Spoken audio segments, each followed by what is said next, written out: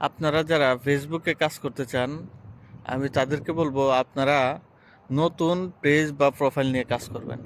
কারণ পুরাতন পেজ বা প্রোফাইলে কাজ করলে যারা বন্ধু বান্ধব আছে তারা লাইক কমেন্ট করে না, আত্মীয় স্বজন যারা আছে তারা লাইক কমেন্ট করে না, ফলে আপনার রিচ ডাউন হয়ে যায়।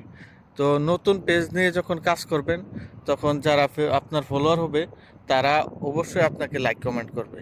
তো পুরাতন পেজ বা প্রোফাইল দিয়ে কোনো লাভ হয় না।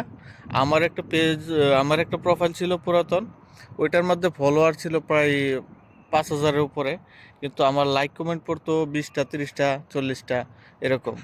তো ওইটা থেকে আমি বুঝতে পারলাম যে আসলে যে পুরাতন পেজ বা প্রোফাইলে কাজ করলে কি হয়, যে ফ্রেন্ড বা আত্মীয় স্বজন যারা থাকে তারা লাইক কমেন্ট করে না, ফলে আমাদের অনেক ভুগতে হয়। তো অবশ্যই নতুন পেজ বা প্রোফাইল নিয়ে কাজ করবেন যেন লাইক কমেন্ট পান। পুরাতন পেজ বাদ দিবেন, নতুন পেজ বানিয়ে কাজ করবেন, নতুন প্রোফাইল নিয়ে বানিয়ে কাজ করবেন।